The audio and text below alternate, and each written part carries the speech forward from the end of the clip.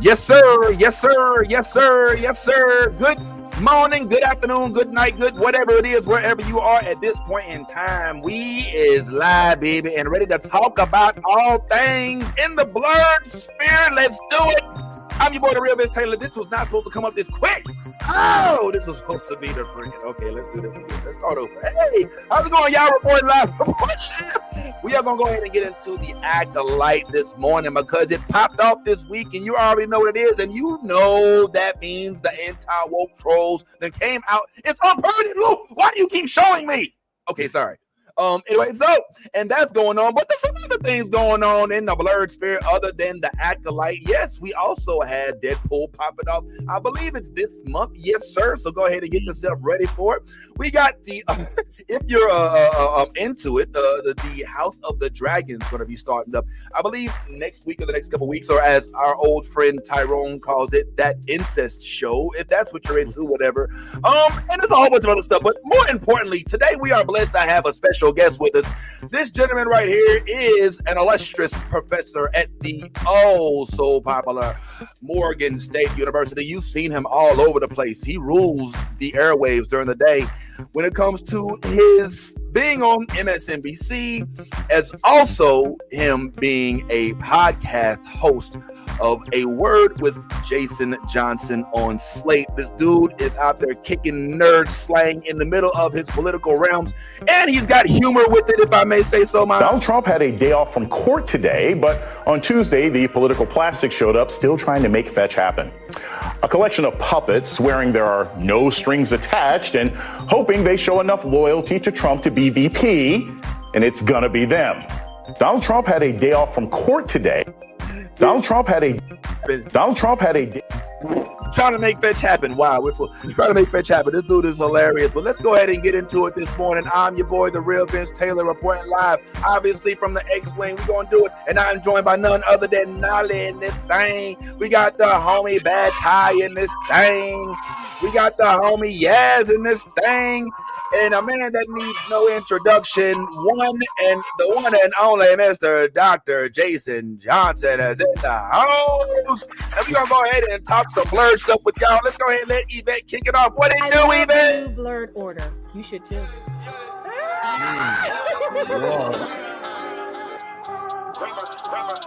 Let me get all this 10P Wayne. All the niggas rapping about the same old thing. I've been coming through with the same old gang. Ain't shit changed except now I ain't got a name. Got it out the mud but we got no stains. Cold ass ninja with a gold ass chain. The girl call me daddy, not my government name. Money on my mind, got them bands on my brain. Let me tell y'all about a nigga I know. The nigga stay clean so he always got hoes. Light skinny bitches like...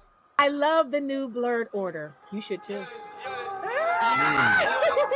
So nice we said it twice. All right, I ain't gonna lie. All right, look, I'm just gonna come off this. There have been way too many errors this morning to have Dr. on. So okay. What we gonna do? Right. Yes, I would give y'all an A. It's A-okay. Look, I'm the only one without a fancy background this morning. We all make mistakes. It's cool. I look like I'm in the last 10 minutes of an episode of The Closer. That I'm in a room where they're just like about to, I have to get you to confess to the murder of my wife. You know, Kira said you go over here. So it's okay. It's A-okay. Yo, well, like I said, need no introduction. Dr. Jason Johnson, what's going on, bro? I'm happy to be here. I'm so excited about this. I have so many takes. I got so many takes. I got more takes than a fast food restaurant. Take whatever. I'm ready to go. Well, if it's cool, man, before we get into all these takes, because I'm geeked up, like I'm just gonna keep it real with y'all. Full disclosure, I'm a fan. I'm an MSNBC watcher, and when I turn on MSNBC and see that he is like, I ain't gonna lie, I watch all of the folks that are on the channels. And so sometimes you don't see the person whose show it is. You're like, oh, okay, there's a sub today. All right, we don't need to watch it. But when I see Dr. J, I'm like, I know he getting references. And like I said, y'all saw him, when he was doing this thing, he was talking about Trump. And he definitely had, look, I don't know if you watch or not, but here he is with Ari Melber on set. I didn't know that you wore shorts underneath the vest.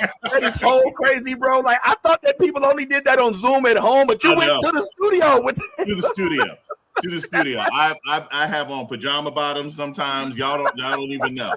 And just so we know, because we're in a post-Kendrick and post-Cat world, when you say you're a fan, I understand that in the positive sense, not the other way. So, you know, sometimes people say I'm a fan, you get a little worried nowadays, but I'm good. I know where it's coming from. Thank you. Yeah, it's the right place, not that kind of fan. But yo, I think that this is, now I'm not gonna lie, bro. This is extremely fascinating to me. Like, as a blurred who's done it, I mean, I don't know you like from long time, but who feels like you've taken the right steps in life as a professor at Morgan State. You know, if you're able to profess your political science, which you actually followed up, you're using your degree. I'm saying on TV. Like, what's it like to look up and see yourself like chatting with folks like Ari Melber and even with Joy Reid? Like, I mean, like what? I mean, is it no big deal now, or like was there a time when you were like, yo, for real? Like, I'm getting this opportunity, I better squander it. Real talk, it's never no big deal. It's never no big deal. Every single time I go on the air, I feel blessed and I feel fortunate. And I say that with all humility and all sincerity. The only thing that changes is you get less nervous as you do it. It's funny, when I used to go on the air, when I started this off sort of years ago, every time you get on camera, you're a little bit nervous. You got to sync yourself. My song that I would play in my head before I went on the air was Breathe by Fabulous, because I had to make sure that I didn't talk too fast. So I'd be like, breathe. One to the breathe. two. That's what I would get, 1, 2, 1, 2. That's how I used to get on the air. So like you get used to it after a while, but you don't ever, I don't think anyone, if you have the opportunity to share with all people, and in particular our people, what is happening in this world related to things that we're eating, sleeping, breathing, enjoying on a regular basis, you can't ever get tired of that. That can't ever be regular to you. I feel so fortunate and so blessed every single time I get to go on the air. I get to have these kinds of conversations. So nah, man, it don't get routine. It's always fun. There's always a new adventure. Yo, and I think that what really messed with me, and I'm gonna kind of break down this fourth wall here, is I would sit here and watch Dr. Jason Johnson come on, and he comes on like a rocket. You know, there's a little bit of Michael Eric Dyson energy in there somewhere. You know what I'm saying? It's the political, and so I'm watching, right, and I'm just sitting here watching him say things about Justice Alito, and I couldn't help but look in the background. I'm like, wait a minute, is that? Well, that's new. Is that a Funko Pop on the thing? And I look even closer. I'm like, wait a minute. Is that something that says Miles Morales? Is this dude like a legit blurred for real? Like, what are the Funko Pops? Talk to us about the collection, homeboy. So I got, and it's funny, you had another clip where I was on Joy where I got my Jon Stewart in the back. You guys can see. Yeah, there you go. And that's there's nothing but Jon Stewart's back there. I got a whole bunch of them, pictures of grandma and everything, some artwork that I have. Heck, right here, one of my favorite artists. Like I said, I'm not in the proper space, but Ania Khan is one of my favorite artists. And he does a lot of stuff in DC. If you see like a beautiful mural anywhere in the DC metro area, it's probably by this brother. That's my art. That's my art. I have my whole office is filled with that sort of stuff. And here's the thing, like from a just purely creative standpoint, I have a black action figure collection. I don't like nothing but black stuff in my home, just to be raw. So like I have a black action figure collection that goes back to the 70s. I have an original Mego Uhura. I got an original Mego Falcon, all the way up to like the first Will Smith action figures from Independence Day. I got like a Blade from the 90s Spider-Man cartoon. Sometimes I switch them up in my house. Like I have every single version of Cyborg that's ever been turned into a toy, from the original Superpowers collection all the way up to the Night Begins to Shine version that you have from Teen Titans Go, right? I have nothing but black action figures and Funkos in my house. So that's just how I live. It gives me my sort of creative energy. I feel invigorated. I have a custom made Icon action figure that's made from Spawn's cape that I have at the back. I was gonna ask about that. You have to have Spawn in your house, man. You have to have Spawn in your house. Yeah. So many variations of him. Multiple variations of Spawn. Like you name the black action figure. Honestly, one of the proudest figures that I have is a black astronaut Barbie that was made a year before Mae Jemison became the first sister in space. What? That's one of my favorites. So you saying Barbie made Mae Jemison? It was the inspiration. maybe she went to a Kmart in 1982 or something like that and saw it and felt inspired and was like, maybe I'll study some math. But yeah, so the Funkos are real, and I only collect black Funkos. They're all throughout my house. I just went and spent way too much money. I love the music ones. So I just got the Dream Lover Mariah Carey Funko, which is fantastic. I got the Mariah Carey Christmas ones. yeah, if it's black, it's Funko. I got it. And so let me ask you this. I sometimes will wear a shirt like this and walk through the airport hoping somebody stops me. You know what I'm saying? Like hoping somebody's like, yo, did you watch Acolyte? Like, are these flags that we're throwing up? Like, you know, when you know, because everybody has the backdrop. You know, sometimes you just put your book up, put your podcast up. I respect the fact that you're putting up. it's my man John Stewart. You know what I'm saying? And I mean, you know, people like me are saying, they're like, yo. Well, here's the thing. It's one of those really weird sort of like positives that comes out of tragedy. So remember, the only reason we look at anybody's backgrounds right now is because we're in the middle of a pandemic, right? A once in a century pandemic. So everybody start having to put together a studio at home. By the way, y'all, that's way the hell more complicated than you think. I had to like hire people to come into my house. You can't just set up a camera. You got to have a background. You can't be having like underwear and stuff like that. Like I said, I feel like I'm in the middle. I'm in the middle of an interrogation room right now because my other studio is kind of over there in the house. But anyway, so when you start having to put together your own studio, you put your own stuff in the background. So I started putting up comics that I was reading, independent books, and as we were all locked down in the pandemic, I had people tweet me like, yo, that's that book. I've made friends off that. One of my boys is Rodney Barnes, who writes Philadelphia. We met because people saw that I had Philadelphia in the background, and then he and I started DMing, talk. Now he's like a very dear friend now because I was just displaying people's work that I respected. The John Stewart that I got is from Tweeterhead. They were like, yo, we see you got John Stewart stuff behind you all the time. We'd love to send you a statue. I was like, oh, hey, thank you. Like it's a lot of love and a lot of appreciation when people see the stuff that's put up there. And I'm flattered because I'm really just being me. And folks appreciate it. So I'm like, by the way, if I wasn't on TV, this would still be in my house. So like, it ain't for play. This is me. Can we get like a video? You know what I'm saying? Like just, you know, nerd to nerd. Can we get like a video of like your space? You know what I'm saying? I want to see your collection. I mean, I know he's there. I'm trying to figure out a way I can do that and move the camera in a safe way. Give me 2 seconds. You know what? I'm that bold. I'm gonna do it. Here we go. Here we go. Okay, live. Let's do it. This is how much I love y'all. I'm actually right here, right now. This is one of the spaces that I've got. Look, there's Mariah Carey. Look at the Mariah. So as you see over there, that is actually an original page from Static Shock in the 90s. And a good friend of mine actually gave that to me, and I got it framed. But I got a whole bunch of other stuff here.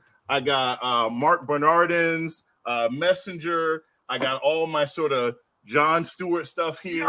I got Snoop Dogg, Black Panther, everything. And that is a small amount of my Funkos. I have too many spread between multiple locations that I live in. So yeah, that is, hold 1 second. That is that's just a brief tour of some of this stuff. How long does it take to put your whole, well, we'll let you get together. How long does it take to put that collection together? You've been collecting all your life, or? Oh, well, I mean, you know, Funkos has probably been 4 or 5 years. But the larger toy collection, because I spend my time in 2 locations. My larger toy collection is at one of my homes, and that I've been doing again since I was a kid. So some of that are toys that I've had since I was a kid, and some I've gone back and collected. So for example, you might see this on Instagram, you might see this on my Twitter at Dr. Jason Johnson. Like during May the 4th, I show off my Lando collection, right? So I have an original Lando figure, and then I got like the ones that they remade in the 90s, and then I have like every single Lando from Donald Glover's to original. I mean, like I have all of that stuff. So if it's Lando, if it's Cyborg, if it's John Stewart, if it's Blade, I have like every version of it. I try to have, going from the X-Men toys, I try to have every version of Storm that I can, so I have enough sisters. But you know, you'll hear me talk about this. There need to be a lot more Black women superheroes kind of put on Front Street anyway, because some of their characters are so amazing, they just don't get enough attention. 100%. Yeah. Storm is definitely mainstream, but I see you definitely are keeping it general with everybody. Ty, what's up, bro? Yeah, I just wanted to ask you, Jason, because before we got on, you were kind of letting us know, where you're from and kind of your background. And I heard East St. Louis, and I've had my travels in my day, and I happened across East St. Louis once in my life. You survived. You made it out. I was about to say, this might have been one of the most dangerous situations I've ever been in. But growing up in East St. Louis, and having these type of desires and passions as far as comic books and stuff like that, did you feel like it was a challenge growing up in East St. Louis, having these passions and not being able, or maybe feeling as though you weren't able to put it out there publicly? You ever have to see those problems? I did. I had the sort of classic nerd problem situations, and I want to make this clear because I'm always careful. I went to University of Virginia undergrad, so I always put this out there. And you always got those people when I was in school who tried to claim the city they ain't from. It's like, I'm from DC. No, you're from Arlington, right? Don't front. Like if you're from Conyers, you can't say you're from Atlanta. So we used to go to church in East St. Louis, but I grew up in O'Fallon, Illinois. So it was like I said, it was about 30 something minutes, from Ferguson. And where I grew up looked a lot like Hawkins from Stranger Things. And the thing about it is, again, I'm a kid from the 80s. So you not only didn't have a lot of black superheroes that were out and prominent, any ones that weren't corny. Like I said, all you had was Cyborg. I thought Black Panther was whack until we got up to Priest. Right, because he had no real powers, and Falcon was lame. Like all the black superheroes were really lame at the time. They either they got their powers from white people, or they had some lame hand-me-down version of a superpower from another white person. But it wasn't brothers. Like we didn't get a black mutant until we had Bishop in 1990, and then they couldn't decide if he was a black American or he was Australian or Aboriginal, whatever he was. So I say that to say, as a kid, I was desperate to see images of myself. I used to draw my own comics. It was hard to find other kids who were into comic book stuff who didn't either call you a geek or a nerd for being into it, or weren't like obnoxiously racist. So, I went through a lot of those experiences growing up. It didn't keep me from enjoying it, but it certainly was a novel thing. I think that's why, just being versatile, because we talk about this, I think that's why even when I was a kid, certainly when I went to college, I was always, before it was a thing, I was always attracted to the crunchy, the crunchy, archy, carefree black girls, because they were the only ones who were into that stuff when I was a kid. It was the natural hair sisters with the nose rings and stuff who were like, oh, I know a little bit about anime. I was like, oh, cool. That was over Whitley and went straight to Freddie. Like that was always me. So that's where my interest in my sort of sharing the stuff came from. It's a very Gen X reference. So I'm just, That was on point on the reference. I'm not gonna lie. Come through, yes. You got more? Yeah. Okay. So, Mr. Johnson, do you ever like? Oh, don't be miss. I'm sorry. Like I was the youngest one on the panel, and my I was raised with respect. So it's our first like go bow. You know what I'm saying? Like everyone else is family. You know what I'm saying? So I can call them by their front names. That they've been to my wedding. You know what I'm saying? We family. You know what I mean? So but yes, do you cosplay at all? Like do you like ever dress up in your favorite characters? Your favorite black characters? No, and I make fun of people that do. Like I won't even. Damn! I don't know if we can be friends anymore. I think I have to go. Hold on, man. I think cosplay all the time. It's like, and here's the thing. I say it because I don't do it, right? Like my mentee, I go to BlurredCon every year, right? It's going into year 8. I did some panels with them last year. I did a panel actually last summer at BlurredCon with Cree Summer and Rachel True. And had a fantastic time. I think I was the happiest straight black man in the history of Gen X. Being having a conversation with those two.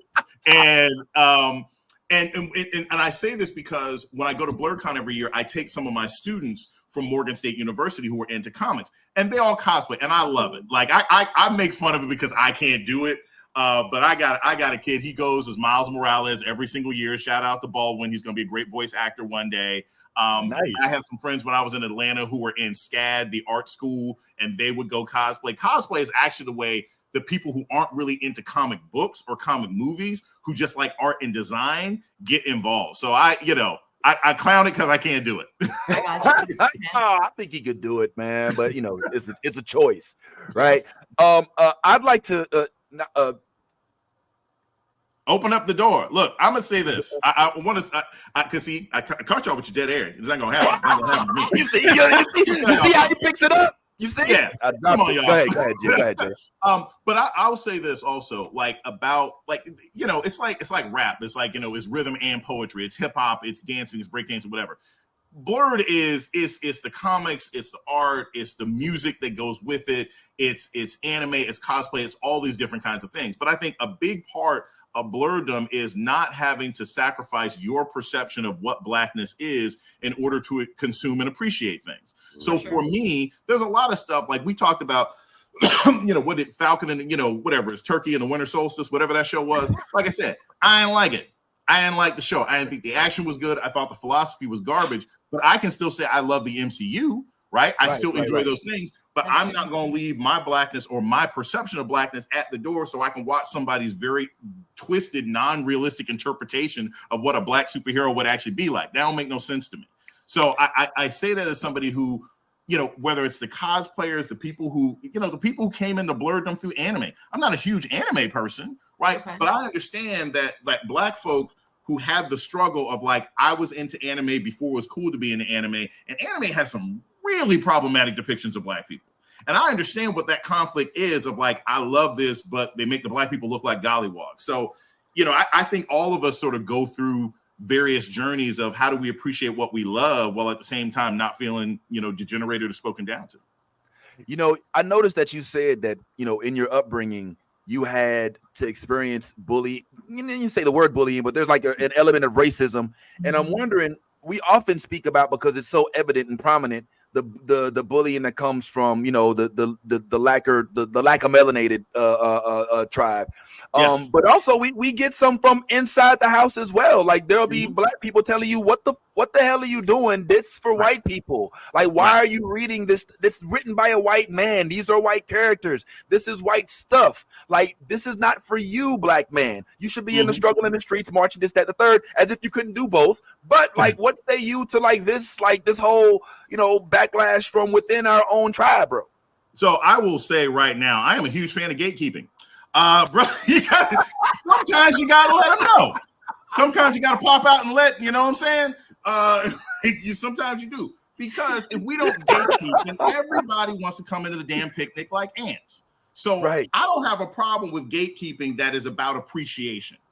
I don't want you in this space because you ain't really about what this is about. You're not interested in this for what it is, right? This is where we get into the sort of fake culture war nonsense. I want to gatekeep all those brothers. I want to gatekeep all these crazy right-wing brothers and the manosphere people. You don't really care about comics. In fact, 20 years ago, you called people who like comics nerds, geeks, losers, and incels. You just want to get into this game now because it's easy to have clicks and say the Marvels flopped. It's easy to have clicks by putting woke in your title. So I will gatekeep the F out of those people because they ain't really about the genre. Now, within, if you want to gatekeep because you say you can't appreciate this because who created it, I'm not really down with that because you can like anything you want to like. He can have all sorts of problematic reasons that he was let go. But the reason that I like X-Men 97, and I didn't like the original show. I thought the original show was overwrought. It was overly dramatic. I didn't think the animation was that good, but I love the 97 version because it was show run by a black queer man. Can we stop pretending that the X-Men isn't an allegory about oppression? And having a bunch of straight white dudes write those stories is why Cyclops sucked for so long. So at the end of the day, it's good to have black folks within this community. We can do some gatekeeping. We can't tell people what you can like and why, but we can tell you whether you can come into this space. Man, there's so much to unpack. You led into the X-Men. I'm tempted to go in because we got a segment on that I want to talk to you about. I got this one last thing I got to ask you about your career, or at least I'm not sure if this is what you wanted to be your career because I know you're a professor, you're a man of many hats, but the broadcasting element of it, like how does that, like how do you, like where does that bridge meet your life? How do you find yourself in that realm from your professorship? So it's a couple things. I started off. I became a professor. I got my doctorate in political science from University of North Carolina at Chapel Hill. And shout out to anybody who's working on their PhD. It's a miserable, terrible process. I don't encourage anybody. The only reason to bother getting a PhD is if you want to teach. I was debating it, and I was like, I don't know if I can do that. Nala, I don't know you, but you seem like a healthy, kind person with a balanced life. Don't do that to yourself. Don't do that to yourself. Should I just get another degree instead? Just get another degree. I don't encourage anybody to get a doctorate. I really don't. I did it because I knew I wanted to teach at the university level, and the only way to guarantee that you can teach at the university level is to have a doctorate, right? So that's why I did it. And it was based on campaign theory. I looked at the difference between what political science tells you to do to win a campaign and what actual people do in the field. I say that for this reason. I always had an interest in pop culture and superheroes and comic books and stuff like that when I was working on my doctorate. That's just not the area that I did my work in, but I see it in everything that I do. I'm that person that on the old message boards before we had social media was talking about, you know, is Bruce Wayne a Republican or a Democrat? I was the one who was talking about the fact that, let's be honest, Superman was probably a Republican for a long time, at least in our modern sense of the word. Spider-Man don't vote. Wolverine ain't even American. Like, I would have these conversations with people, you know, because it's like where they would stand politically always made sense. It was one of the reasons I used to like, I like the Ultimates, and I like, what's the group I'm forgetting? With Hawksmoor and Swift and the Machine. You're not talking about Jack Hawksmoor. I'm going to remember the name of the group, but anyway, they were that other sort of superhero group that were sort of very, very realistic. It was Miller. They had a Apollo and Midnighter. Who were like the gay Batman. I know the Apollo Midnighter were the gay, those are the gay dudes, right? This is my point is, like, I liked realistic depictions of superheroes that dealt with real stuff. Like, I like Green Arrow, right? Like, you would have conservative and you would have sort of liberal heroes. So my career always spilled into it. And then when I was fortunate and began doing television on a regular basis, you know, I was inspired by people like Stuart Scott, RIP to Stuart Scott, who showed everyone you can talk about sports and be your true, authentic Black self. That man was magna cum laude, you know, out of Chapel Hill, and was like, yeah, I'm gonna still say cool as the other side of the pillow. So I was like, I'm gonna be me. If this is how I talk, and anyone who knows me, Yvette, you know, who brought me on the show knows it.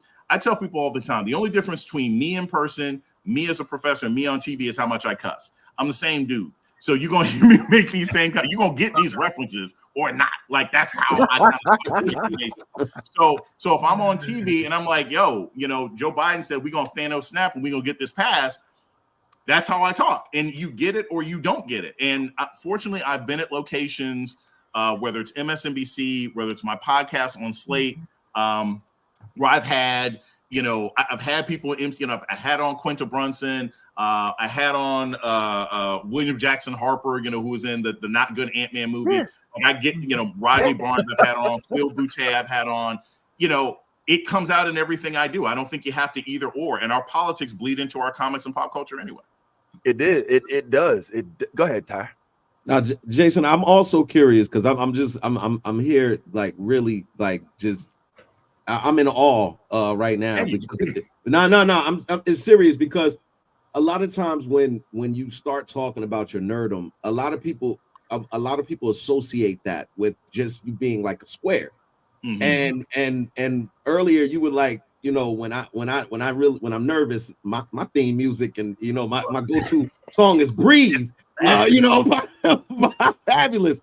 I'm curious, man. What's on that playlist, man? What else is on that playlist? Oh man, let's you know. So it's funny. It's funny. So just like this week was having a conversation about this. So shout out to my guy Brian Morgan, right? Brian Morgan is a really good friend of mine. He's a long-term producer. You know him for his greatest work. He was the producer and writer for SWV's album. Like right here, like he wrote that, the multi-platinum album. I was hanging out with Brian and my girl and a couple other people earlier this week, and we were talking about the kind of music that we like, right? And Brian is an amazing storyteller, amazing writer.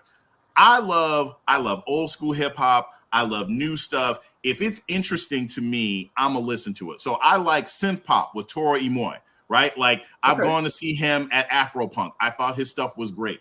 I'm listening to, I had this whole long debate about the, you know, Eminem. Like, I don't really like Houdini. I think it was kind of a half-assed job that he did because he was bored. He had nothing else to do with his time.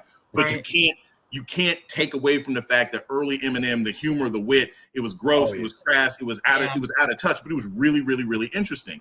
What I just listened to, I went to a game night with some friends last night. I'm coming back home. Of course, I'm listening to the new Kendrick. You know, I'm hit and miss with Future from time to time. I can always listen to Nas. I mean, like if you give it to me, you know, T Greeley, like if you give it to me, I'll listen. You know, can I tell you I can listen to all of Sexy Red? No. Can I listen to most of Sexy Red? In fact, I don't really like Sexy Red. But if you give me some Jean Grey, you know, if you give me some Lotto, if you give me some Megan that's actually got a good beat, I'll go with it. So I try to keep my music interests. I was just at the Academy of Country Music Awards 2 weeks ago, kind of doing some live tweeting from there. Cool. You know, I listened to Cade Brown. You know, Avril Lavigne was there. If the music is good, I'm gonna listen to it. Hell yeah. Okay, the fact that he's into Avril Lavigne, I know he just did that shocked me. Like he did not strike me as a why you ever had to make things so complicated type dude, but he is, man. It is. This is where we are. So I love the fact that you've stated how like politics, as you said, is bleeding into nerddom. And that kind of brings us to where we are. As you know, this week, one of the reasons why we were so happy to have you on is because you're also a Star Wars fan.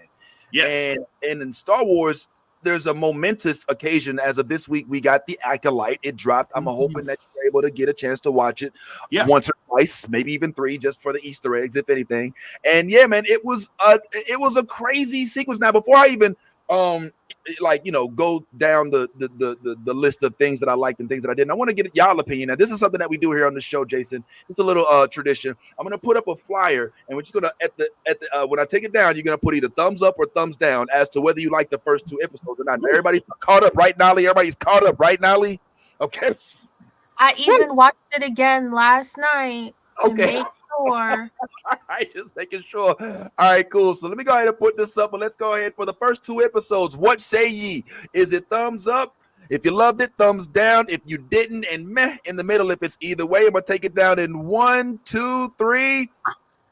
Oh, whoa, we got mixed bags. Okay. I love it when it's that. All right. Let's start with the mid. All right, Ty. All right, why are we in the middle, homeboy? It was missing something. I can't say exactly what it was missing. I mean, there was it was a struggle. If I'm gonna be honest, if I'm being perfectly honest, it was a bit of a struggle. I don't want to critique it negatively too bad, because I want more projects with us in it. But I saw what they were going for, and it just didn't click with me. It was like right there, but it was just, and I can't pinpoint exactly what it is. I mean, the acting was a little bit, you know what I mean? Like the lead actress, I want to love her. I really do. I really want to love her, but it was something about her, how she was moving in the show that just didn't. I didn't connect. I didn't feel that connection. And as much, and I think the hype behind this too, kind of, it was hyped up a little bit with those trailers and everybody's expectations, including my own. And yeah, I was left a little bit disappointed, but it's only 2 episodes in, so I'm still here. I'm still gonna show up, and you know, it's still a chance to change my mind. But right now, all right. Okay. Let's go to Yaz for some. I'm just messing with you, Ty. Just, you know what I'm saying. But dang, all right. Whew, that was a tough one, and that was the mid. I can't wait till we get to Jason. Let's brighten it up a little bit. Yaz, your thoughts? I feel like you're a little on par with me. Yeah, I liked it. I like really enjoyed, you know, just it being different. It's 100 years before episode 1. So, I mean, like, I'm sorry, but like, it's about 100 years or so. Like, if you think about it, like timeline wise, you know what I'm saying, before we got episode 1. So it's pretty interesting. I mean, we have young Jedi. We have not seen young Jedi in the temple learning. You know what I'm saying? We have babies learning right now. So I'm excited to see where that's going to go. We do have some interesting new characters, so I thought that was kind of cool. Like, we brought some new people into Star Wars. One being, we have a Trinity that got 5 minutes on screen before we took her the fuck out. So I thought that was cool. I mean, I thought it was cool. You know what I'm saying? Like, I think the tempo of like you guys are reading too much into it. Maybe bad tie. You know what I'm saying? It's only 2 episodes, so we didn't get too much in these 2 episodes, but we got enough to like keep us wanting more. Like, what's going on between this sisterly? You know what I'm saying? Like, we thought each other were dead. Like, you know what I'm saying? Like, what's going on here? Like, there's so many things to like, I don't know, divulge. And I'm just excited that like, I'm sorry, we get 2 new Black characters to cosplay. I'm fucking excited for this. Okay, I'm trying to find my wig and my outfit, and I'm working on it now. So I'm damn excited, and I think that like most females that love Star Wars will be too, because we don't have a lot of Black characters, let alone Black women that are badasses. One, we have 2 women that are fucking Force sensitive. I'm sorry, that is huge to me. Like, so I'm just saying, I'm here for it. I'm here for the women power. And May's a badass. Like, her and them knives. Oh hell no! Like, she's gonna. I'm telling you, I'm just excited to see who the fuck trained her. That's really who I'm excited to see. So I know I feel like we need to just sit back, let it resonate a little bit. Let's not have so much judgment, like, and let's see what these women are going to show us. Like, let's, because OSHA's going to come out with some shit. I mean, the bitch was trained, and then she went to go work on some ships. She got some shit that we haven't seen just yet. So I don't know. I'm excited to see what's going to happen. Yeah, Yaz is our resident potty mouth here. We love her. But yeah, I tend to side with Yaz a little bit, but before we let Jason destroy the show, Nolly, go ahead and give Jason's filibuster is on the way, and it's going to be worth every penny. So let's go ahead and do it. He's winding up the penny. I wanted this to be another Andor, and I know nothing will be Andor. Okay, I just wanted it to be another one, especially after everything else they've given us Star Wars TV show wise. Don't get me wrong, the fight choreography is what Dave Filoni promised us for Ahsoka. We didn't get none of that in Ahsoka, but we got it here. Like, the choreography is nice, it's crisp, it was giving. I was like, okay, but it's missing something. I don't know what it is. It's like when you're cooking and then you're pouring your spices, and you stop when the ancestors say stop, but something's like missing. Something's missing. You just put a picture on it. You done taste tested it like 20 times. And I don't know. And also with me, I love the diversity, but then I can't help but keep thinking, how do they explain where everyone of color goes as the timeline progresses? Okay. But I am really excited for the Jedi Wookiee. Like, I'm really excited for that. Yeah. And my husband and I were both hyped when we were watching, because the first thing he said when Yord came out was, "Is he a Sentinel?" And then he was like, "Oh my God, yellow lightsabers!" Like, it gave fan service, but it was missing something. Like, is it salt? Is it pepper? Don't. All right. Dr. Jason, please. But don't hold back and be honest, please. If that's I have no problem. No problem being honest. I don't know if it was missing salt, pepper, or Spinderella. Either way, the end result was so. I mean, you can call it the Wackolite, you can call it the whatever you want to call it. No, the show was really not very good. And I was excited because I was like, oh, it's a bunch of colored people. I'm going to be thrilled and excited about this. Amanda Stenberg. And 3.5 minutes into it, I was already disappointed. First off, this is something that has bothered me about Star Wars since those god-awful prequels that we had 20-something years ago. Why the hell? And it diminishes the entire universe. It diminishes the entire sort of genre. Why the hell do they make Jedi so easy to kill?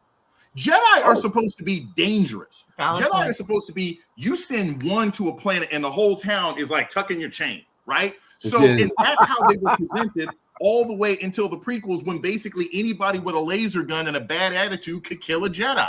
So we're talking Jedi Masters, and she gets killed with the most obvious, like, this was some stuff from Superman in the 50s. Are you going to save Lois Lane, or are you going to save Jimmy Olsen? Oh!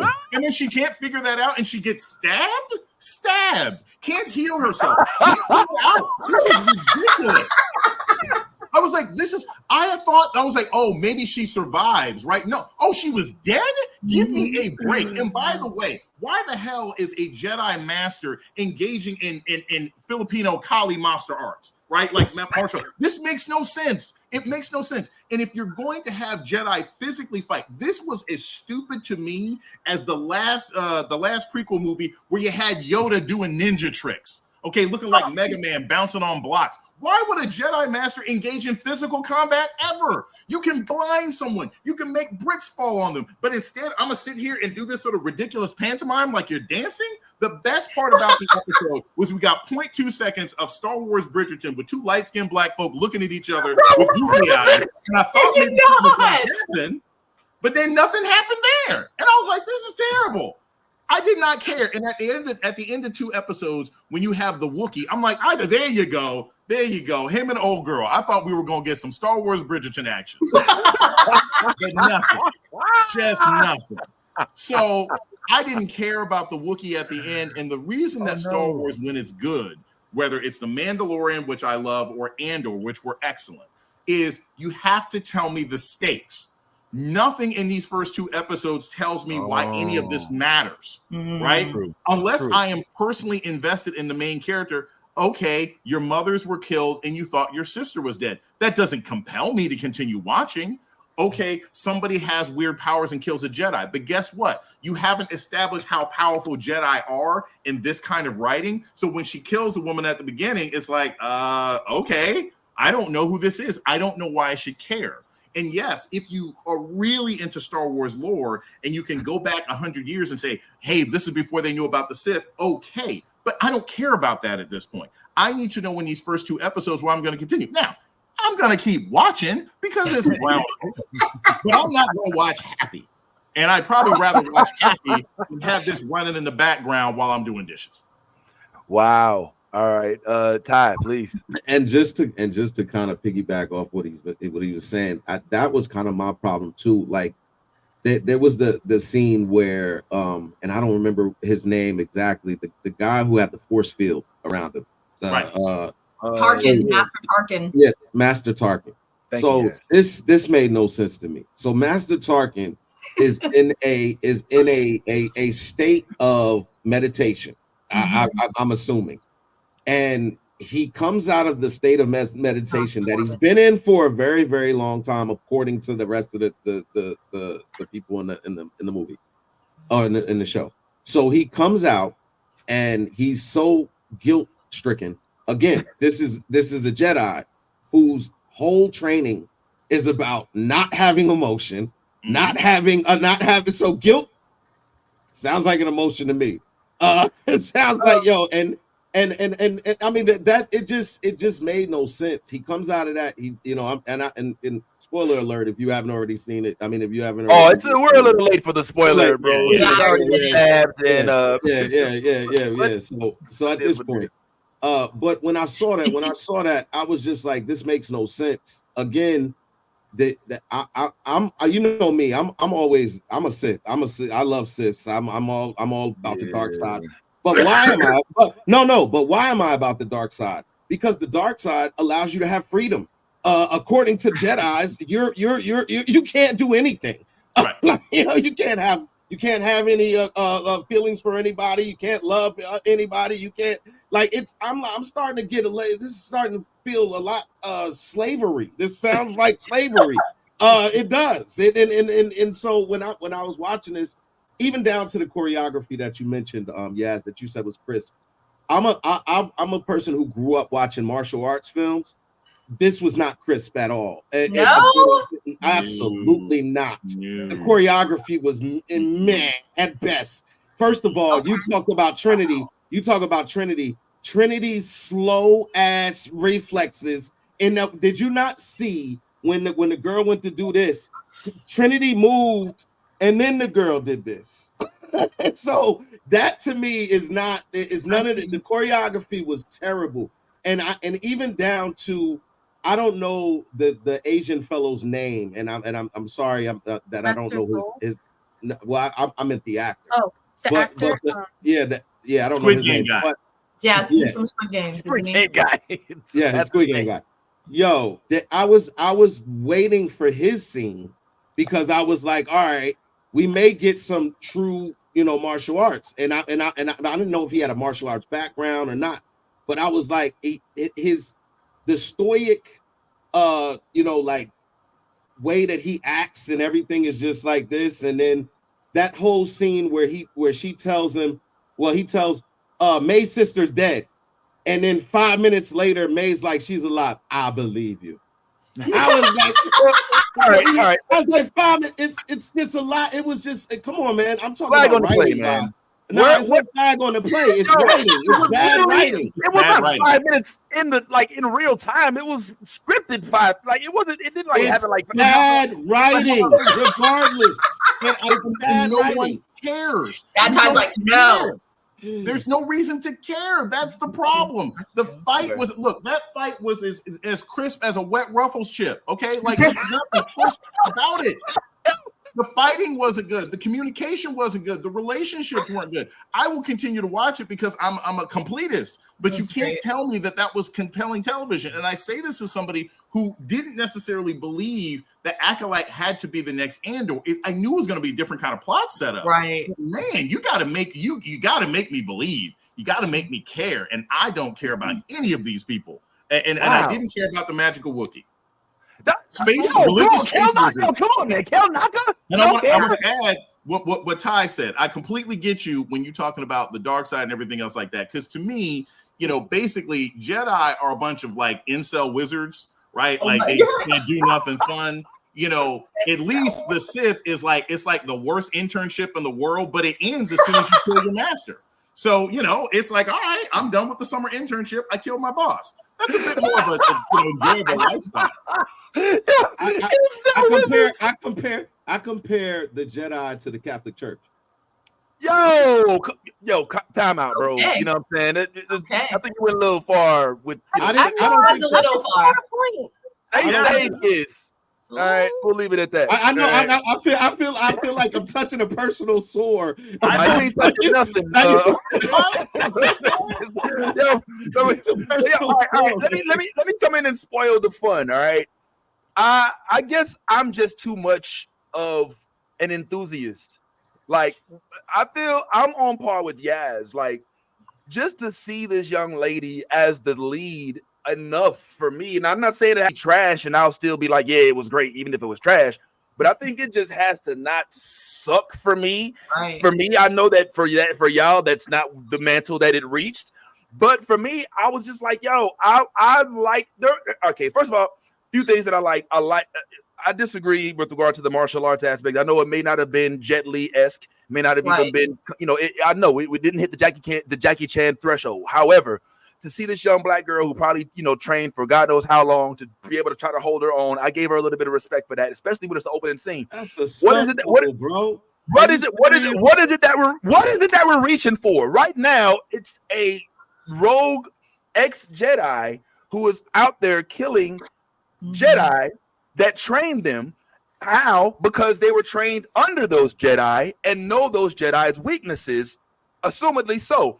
That's what I'm thinking could be the plot. I do think that Jason has something there with the gravity not being as large as it is with, say, Andor, where you're going to lose the whole entire planet. You know what I'm saying? Where you're going to lose, it's not even as large with Mandalorian, where, like, if you get this baby kid, then the whole galaxy is over. I get it. The stakes aren't as high as of yet. However, the plot development, I think it just needs a little bit more than the first 2 episodes. I do want to remind Ty that we did this to WandaVision. Yes, you did. Yes, the fuck you did with the 2 episodes. We went really hard on WandaVision. We didn't even give it to the week 3 before we threw it out with the bathwater. I'm just saying, I don't know why y'all keep doing this. The only thing that I complained about with WandaVision was the black and white. That's it. I didn't like yo, because y'all keep trying to do this, and I've allowed y'all to keep. I've allowed y'all to keep doing it, but I'm going to clear this air right now. The only problem that I had with WandaVision was the fact that they went black and white. I didn't like and white because it's 2000. It was at the time. It was 2022. I don't buy a fucking HD TV to watch black and white. That's what I'm saying. Like I'm sorry if I have to clear that shit up one more time. I'm sorry, Jason. You had to rant and go into my. This is why they call me bad time. But this is what it is. Listen, my opinion of the show is based clearly on writing and functionality. It has nothing to do. I don't set my standards low for anything. I don't like my standards are going to be high, and if you attain them, then cool. We're good. If you don't, then you don't. I'm not gonna. I love anything black, and I'm always going to support anything black. But bad shit is bad shit. I'm right or right. Wrong, right is right, wrong is wrong, and that's how I move. Now I'm not gonna sit here and act as though this show was great or it was spontaneous because it was a black cast driven. I'm not doing that. What I'm gonna say is I'm gonna continue to watch it. I'll support, but I'm not gonna sit here and act as though those first 2 episodes because you're saying it wasn't Jet Li-esque. Then why put it in? If you're not Jet Li, no, time out. Let me finish. You watched Rogue One. Rogue One's action sequence fight scenes were incredible.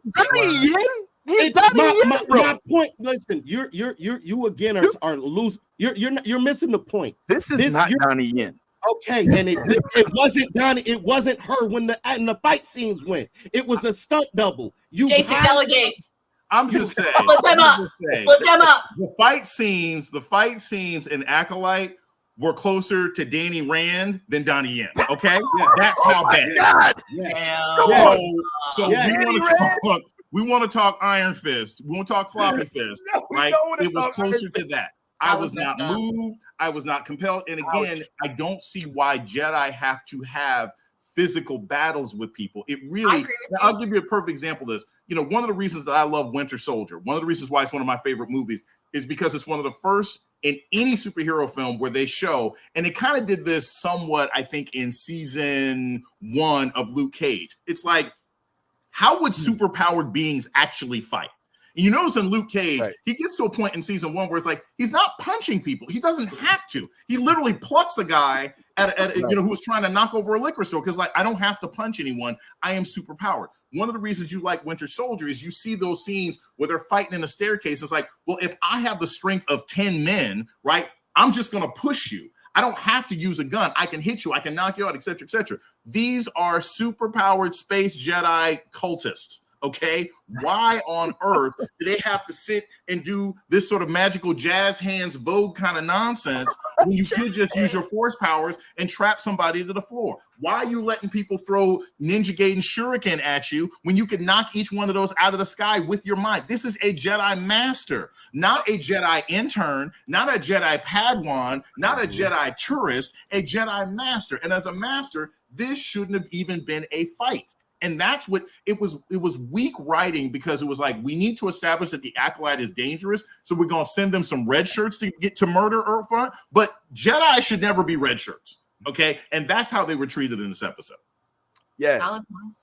Okay. I just want to throw out there really quickly that I agree with like a lot of what you said because, you know, you're right about that. Like, we've never really established a level of power with Jedi, like ever. We've never, you know what I'm saying? Like, because, you know, like with Marvel, with DC, we know, you know what I'm saying? Like, who's the top, who's the middle, you know what I'm saying? Who is at the bottom? Like, we know, but we've never done that with Jedi. And obviously with the Sith, they have so much tapped power from negative energy that they can do the unthinkable and you know what I'm saying? Like, they can do way crazier shit than Jedi can. So I think it's because Jedi have, you know what I'm saying? Like, they have the will to do it doesn't mean they have the want to do it. You see what I'm saying? Like, Jedi have a different way of thinking. You know what I mean? They're peaceful. They're passive. They don't attack. They defend. You see what I'm saying? So I think like that's another way of their, you know what I'm saying? Like, the way of their upbringing and everything. They're, you know what I'm saying? They're peace givers. They're not trying to, you know what I'm saying? Like, be, I guess, a dictator of certain things unless it's with a certain purpose for the betterment, you see what I'm saying, of their people and like of everyone, you know what I'm saying? So I think that has a lot to do with how, you know what I'm saying, they fight and they do things, you know what I mean? Because like she said, Jedi only use their weapon to kill. She wasn't trying to kill her. She was trying to just disarm her because bitch was going after her and acting all crazy. And she came up to her in a bar while she was chilling, and she's like, "Fight me, bitch!" And she was like, "Whoa, what are you?" So you know what I'm saying?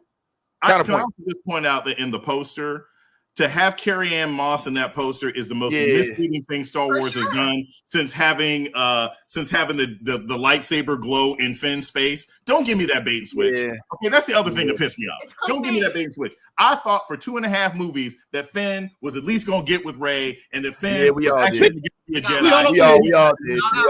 They wanted to have an intergalactic dancing cuckolded black man, which offended me, which is why I hated those films. It's true.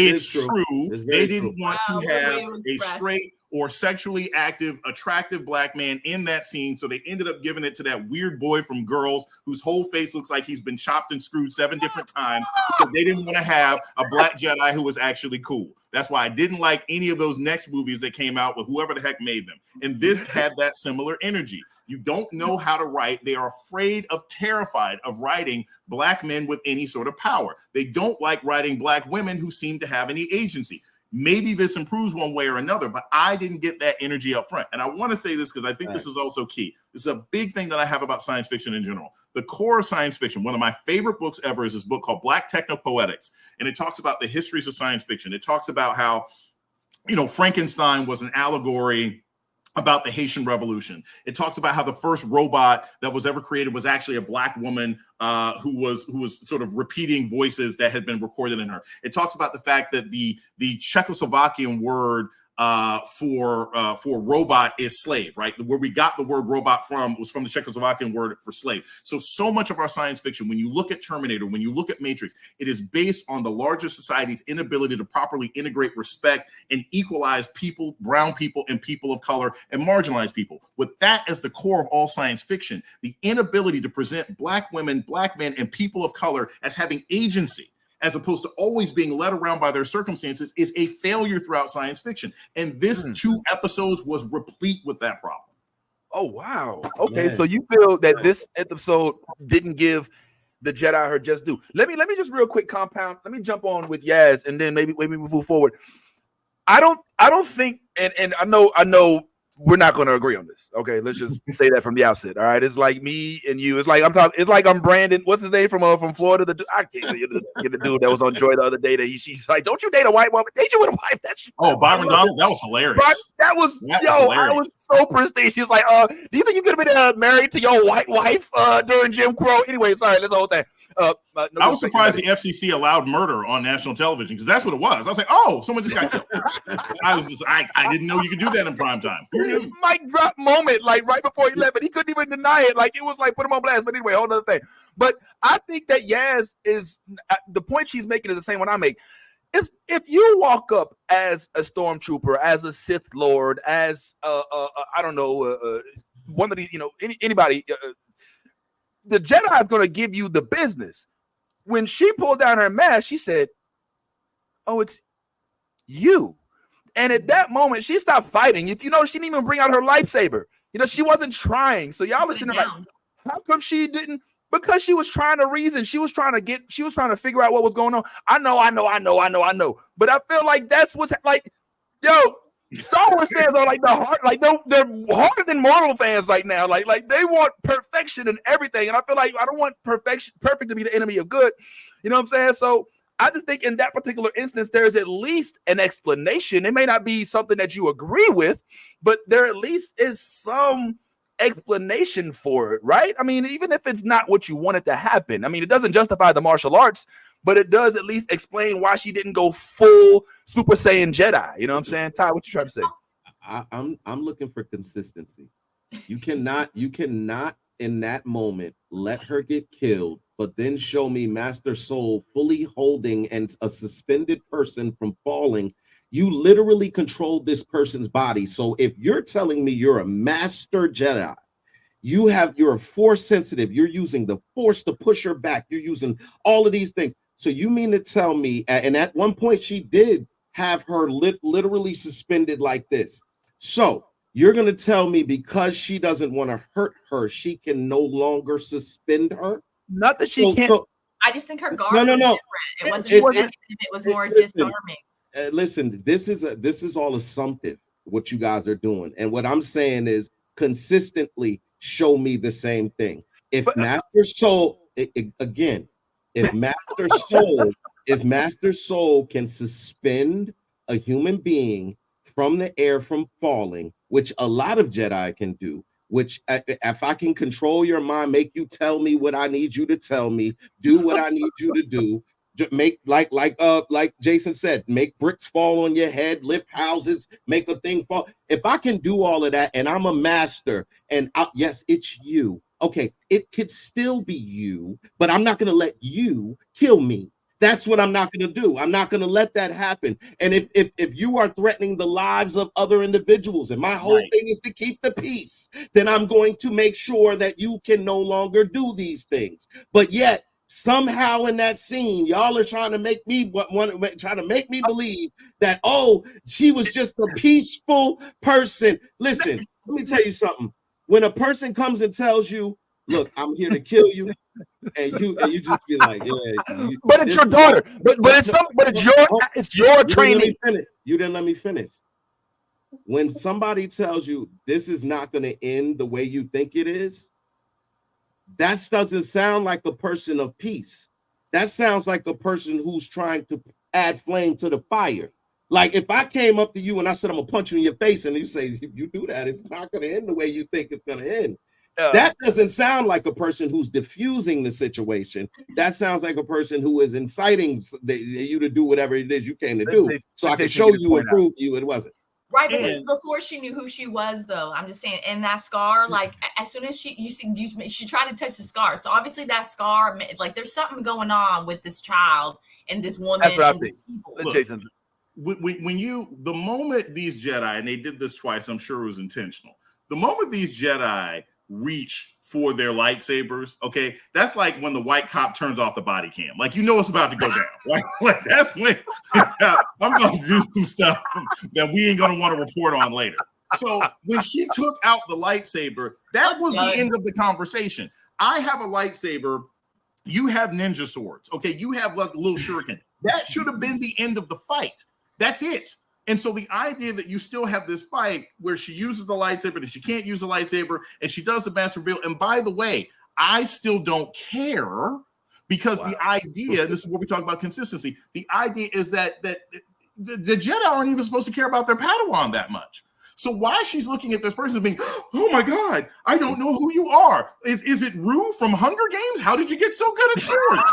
At the end of the day, you know, I was like, I am unmoved by this. Who am I supposed to find out she is? Her kid or something? No, they don't care that much about Padawan. They don't care that much about emotional connection. So the whole thing lacked the gravity that it was supposed to have. And maybe if I knew every single Easter egg, Halloween pumpkin, and turkey mask that I'm supposed to know, maybe that would have made more of a difference to me. But to me, I should be able to watch a show as someone who knows Star Wars probably better than most people, but not as much as somebody who's like super duper into the lore. I should have been able to watch the show, recognize the stakes, recognize what happens, and continue. Instead, I was given a magical Muppet Wookiee at the end, and that was supposed to make me want to turn in for episode 3.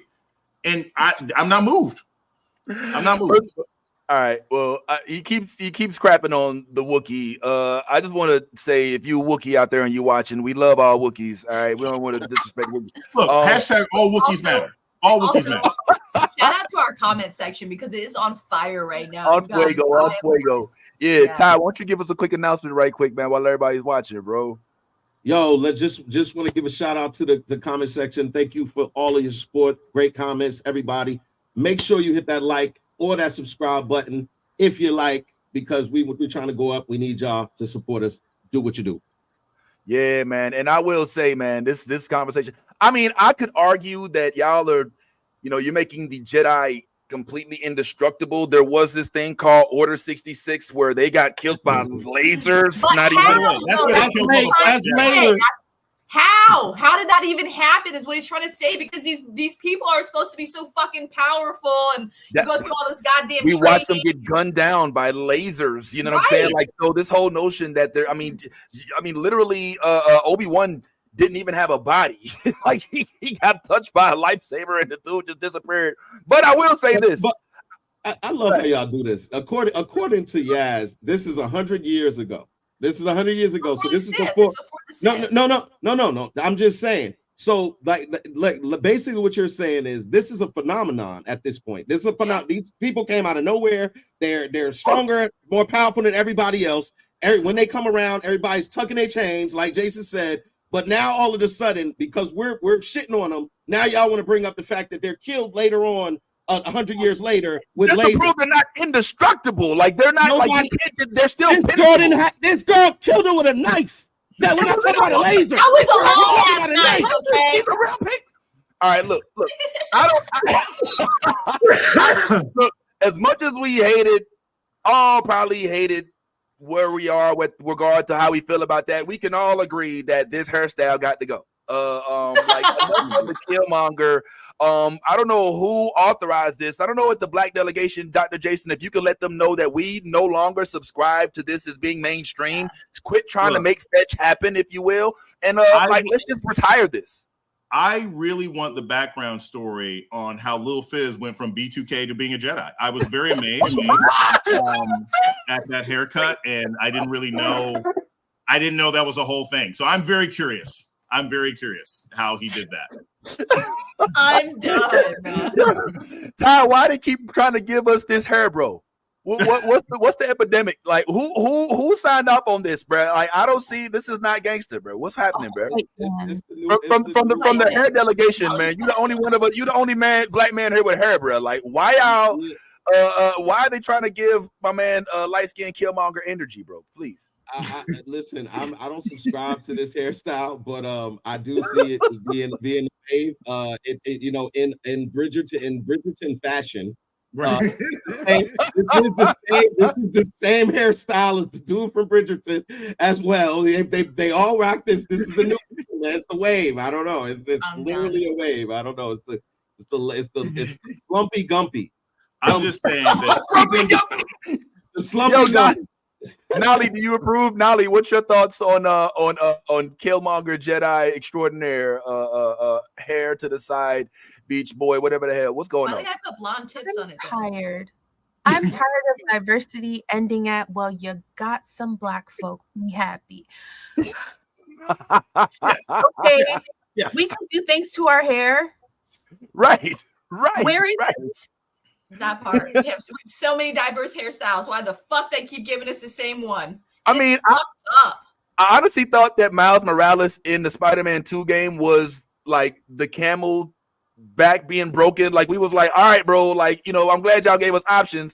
But here it is resurfacing, and this didn't just happen yesterday. They filmed this, and somebody was like, yep, looks good, keep it rolling. Anyway, that's how you know who may not be on the set. But one thing is happening that I think we can all agree on is whether or not you like the fight scenes, whether or not she should have died, whether or not the Jedi were actually, powerful enough. It does not deserve to be dragged the way it's being dragged for the reasons it's being dragged. If you want to drag it because you didn't like the writing, fair enough. You want to drag it because you didn't like the fight scenes, fair enough. We all having that conversation right here. But what we're not going to do is do this whole woke bullshit and sit here and try to pan this whole thing as if just because there's black people or queer people as the first few names on the call sheet that we just gonna brand it as woke and go to dislike bomb it, which is kind of happening right now.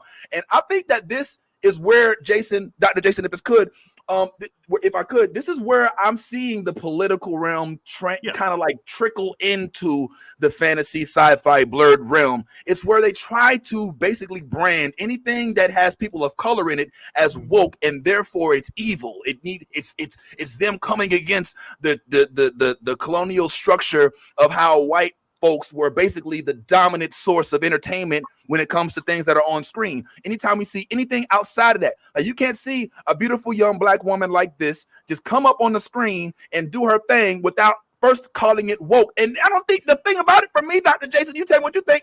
I don't get not 1 inch of woke. They have completely kidnapped this word and they've made it stand for something that it's not. And I'm just wondering, like, is this the new normal, Dr. Jason, or is this just a growing pain that we're going to have to just live through for now?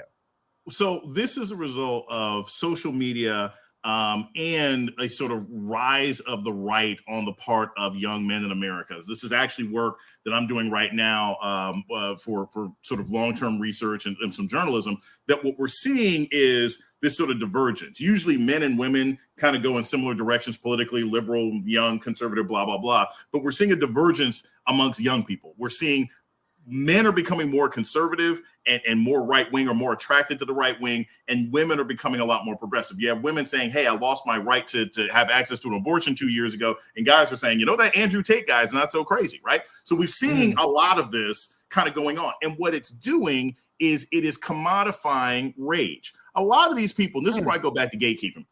A lot of these people talk about woke stuff. They're not comic fans, or they're fans in the Kendrick sense of the word, okay? Because they just want to get on the air and do some freaky blank stuff. They don't care about comics. They have no comics history. Anybody who says the X-Men are woke as a criticism has never effing read an X-Men comic.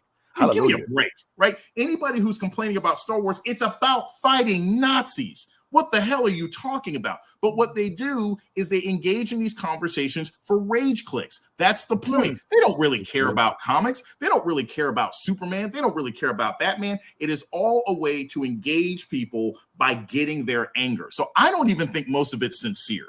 And when I look at people like the brother who has the bad comic thing, the Ripperverse, where it's like, well, these are a bunch of straight blah, blah, blah. 99% of superheroes are straight guys.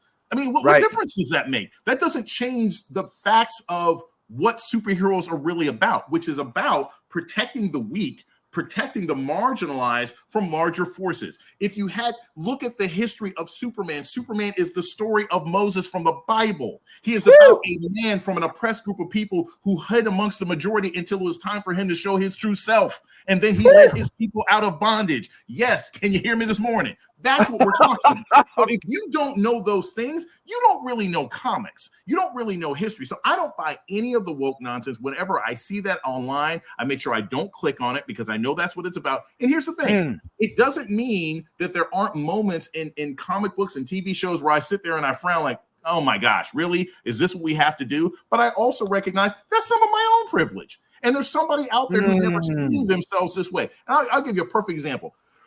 I've never cared that much for Batwoman, right? I was like, okay, whatever, Kate Kane, blah, blah, blah. But I have two very, very dear friends. Shout out to my girls, Katrina and Tamara, who are two wonderful blurs. And they're my friends and my neighbors. And during the pandemic, we would have a weekly thing where I would bring over Buffalo Wild Wings and we would watch Batwoman. And even if Batwoman was never really my thing in the comic or the show, I realized these two who were like family to me. These are like two married queer Black women, and they love seeing this show. They'd never gotten to see a romance before. They'd never gotten to see an action show before. And watching the show with them gave me an appreciation that me and my straight Black privileged ass had never really thought about before. So when somebody wants to put something in a TV show that maybe isn't immediately my cup of tea, what the hell? I have no right, and nobody has a right to be mad about it, because there's an audience out there that's never seen themselves that will be excited about this kind of work, and let them enjoy it too. It's supposed to be open for everybody. And if you don't believe in that, you don't really believe in comics. You just believe in white supremacy. Do we have any more mics left for him to drop? Because I think, you know what I'm saying, like they didn't all hit the floor at this point. But it's so true. Like I felt the same way. Like I'm gonna just another moment of full candidacy. Candidate. Me being you know what? Full candor, full Andor, full Mandalorian. Full Wookiee. I don't know. So me and Ty, this Ty like my BFF. Like we've been like that's my dog for like 20 some years. And like when he called to talk to me about the Acolyte, I hadn't watched it yet, right? But tell him what you told me about the Acolyte. What did you say about the Acolyte? Which part about your daughter? About her appearance. About her appearance? I don't remember. He basically said, and I agree with this, that Acolyte looks almost exactly like my daughter. You know what I'm saying? Like literally, my daughter's name is Kiki. She's made an appearance. She came on. She talked to Yvette for a little bit. We talked to Little Moon Girl. She talked to Little Community. And My daughter has locks. We have never seen a Jedi with locks, not a black woman with locks. Now, we haven't even declared her a Jedi yet. As far as we know, like she's ex-Jedi, but she's the first name on the call sheet. Like with my daughter now, I've been trying to get my daughter. Look, I mean, she's huge anime, you know what I'm saying? Big My Hero Academia, you know, all of that. But I've been trying to get her as into Star Wars as I am, but she didn't grow up seeing it on the big screen like you and I probably, Jason. She didn't go to the movie theater and see Return of the Jedi, see that big lightsaber pull up and see him slice against all of the folks at Jabba the Hutt's palace. So she didn't have that experience to like fall back on.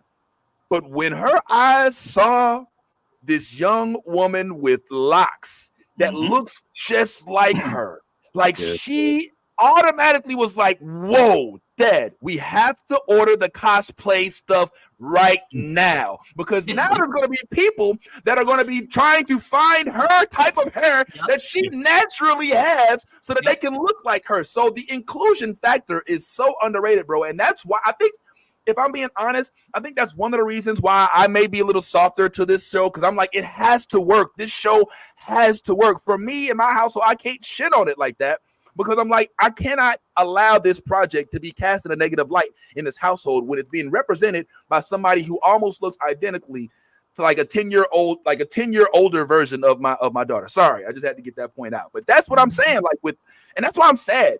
That's why I'm sad when I see the woke comments. Like I just don't get it. But what I'm happy about, let me read this real quick, is that they are not standing for it, because we're not going to be another Little Mermaid. We're not going to be another, you know, we're on to your game now. This. Let me read this for those who are listening on Spotify.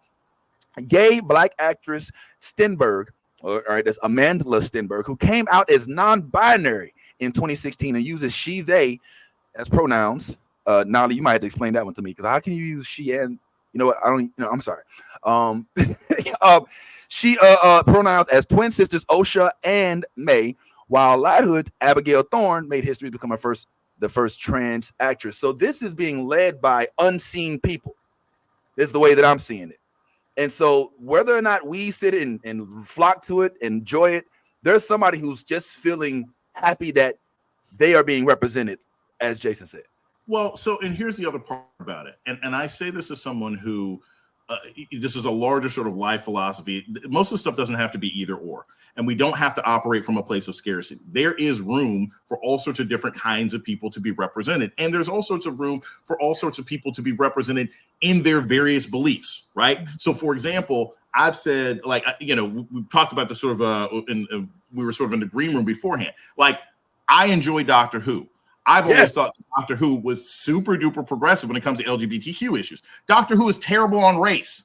It's always been terrible on race. The presentation of black people and black men in particular in Doctor Who has been trash. And sometimes that is because, let us be clear, because sometimes the majority white writers behind these shows are more comfortable presenting some forms of marginalized people than others. And that's not an issue for marginalized people to disagree. That is a time for marginalized people to come together and push against those who are creating these shows to put more people who look like us, sound like us, and have our life experiences in the positions of presenting our stories. It ain't about either or, it's about also and. So to me, I don't care if you have black actresses, black actors, trans actors, that's all fine. What I want is for them to be written with honesty and integrity. What I want them is to be written in voices that make sense. Shows like Ginny and Georgia literally make me throw up, because that girl sounds nothing like any biracial black child that I have ever known, met, been involved with, or taught who is living the kind of environment she is. But you look at the people who put the show together, surprise, surprise, right? A lot of us grew up watching Doc McStuffins. That was created by a white lesbian couple, but Doc McStuffins still looked, sounded at Craig of the Creek, written, created by a bunch of white folks. You can have white people who can do voices that sound authentic and sincere to black people and anybody else who's consuming it. But what we can't have is a bunch of fake nonsense by cosplay white liberals who decide, I want to throw in some people of color because magically that makes me feel less guilty because for 9 minutes I saw George Floyd get killed and I suddenly decided that the way I live my life is wrong. That ain't deep enough. That's not progress. I need to see something that feels authentic to me as a consumer and to me as a Black person. And that's where I think a lot of times these shows fail. Having an openly queer Doctor Who is fine. Doctor Who is kind of asexual if you ask me. But what's more important about that show for me moving forward is making sure that the presentation of other kinds of characters is better. Mickey the Idiot. Remember, the first Black man they ever had on that show, they used to call an idiot. The second Black man they had on that show, they turned him into a Cyberman. The third Black woman, who was a queer Black woman, I forget what her name is, who was with Peter Capaldi, he abandons her. Black bodies have been left on the wayside throughout Doctor Who, throughout multiple series. I hope that is improved now that we have a Black Doctor, regardless of whether he was gay or straight.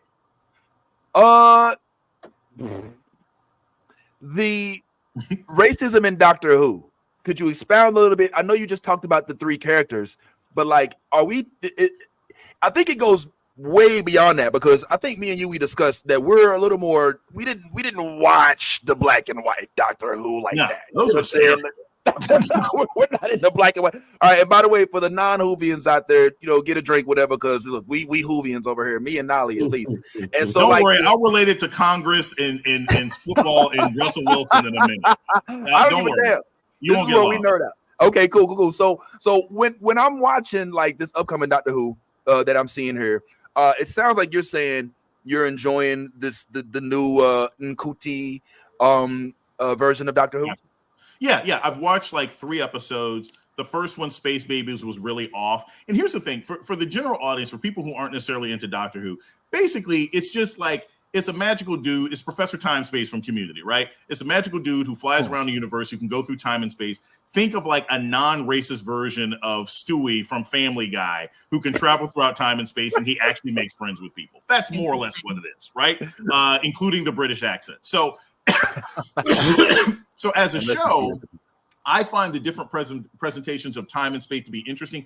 It's sort of intentionally made in a campy way. That's part of the action. Like the science, it's weird that it's on Disney now because they've upgraded the special effects. I actually like the sort of campier special effects, but at the same time, it has a history of presenting Black characters often as not just secondary characters. They're obviously not the main one, but being limited in scope.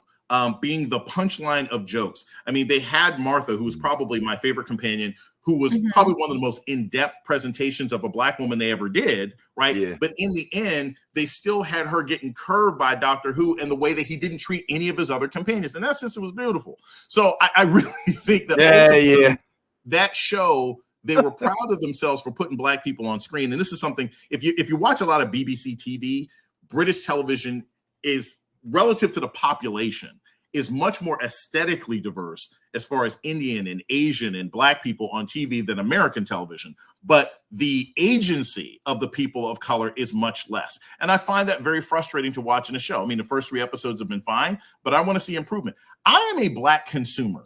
Do you know how much stuff I can watch on Netflix right now? I don't have to watch crap that makes me feel like I am lesser than. I can watch Zero, which is an Italian Netflix show about a Black kid who discovers he has superpowers. I can watch My Dad is a Bounty Hunter, which Yvette Nicole Brown voices a computer sidekick to a guy who's a bounty hunter who chases criminals throughout outer space and keeps his Black kids with him. There's tons of content out there that shows Black people in a positive light who are 3-dimensional. And if you can't show me that I'm not going to give you my eyeballs or my attention. With the Doctor Who thing, do you think that this casting of Nkuti is their way to correct racism from the past, or is this them just kind of like trying to? Because I mean, I was a little lukewarm on Jodie at first, but at the end of the seasons, at the end of her, I think second season, you're not into Jodie? No Jodie? No, okay. I was really disappointed. I was very excited because I thought she was a great actress, but I thought the writing for her seasons was awful. It was boring.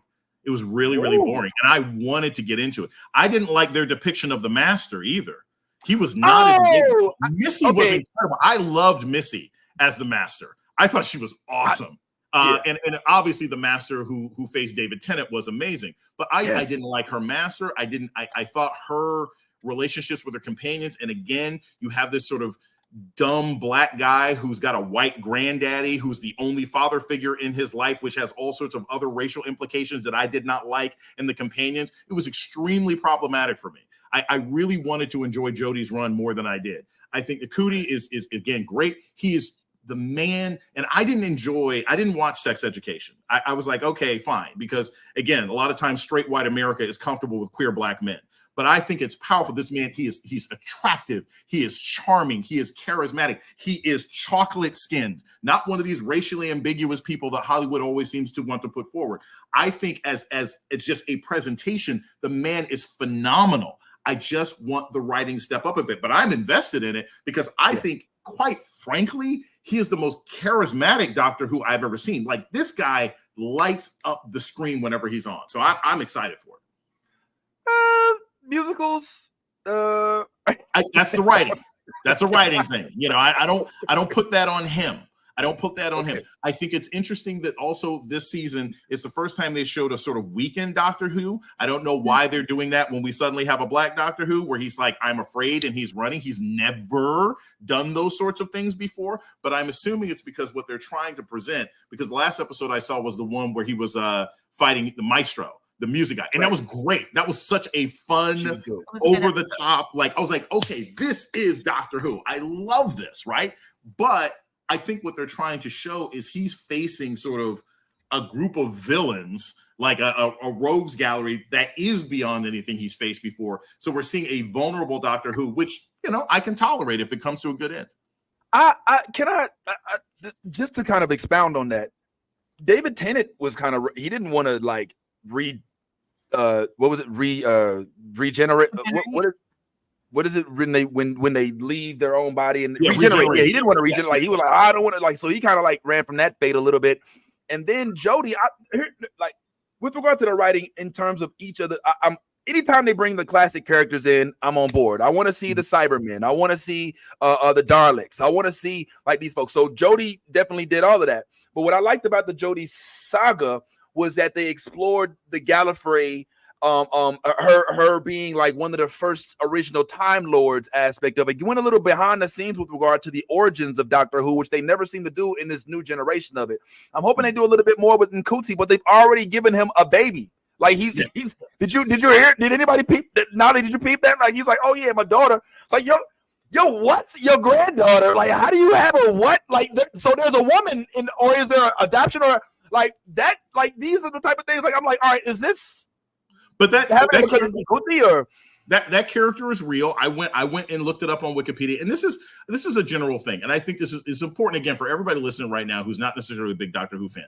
What you always have to remember is that there's some real basics in all sort of long-running science fiction, right? So whether you're talking about Star Wars is barely older than any of us, right? Star Wars is it turns 50 in like 3 years, right? So it's not that much time to pick up. But Superman or Batman, who are 75, 80-year characters, right?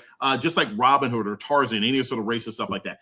Doctor Who runs back 60, 70-something years. There's a lot of lore. So sometimes callbacks are really exciting if you know the whole history of Doctor Who, and sometimes they're really alienating, right? Like I don't want to hear all sorts of obscure random things if this is a show that I'm just trying to get into. I think about this. You asked me sort of how I operate professionally. Every single time you go on the air, every single time, hey, I'm on this show, there is somebody seeing you, hearing you for the first time.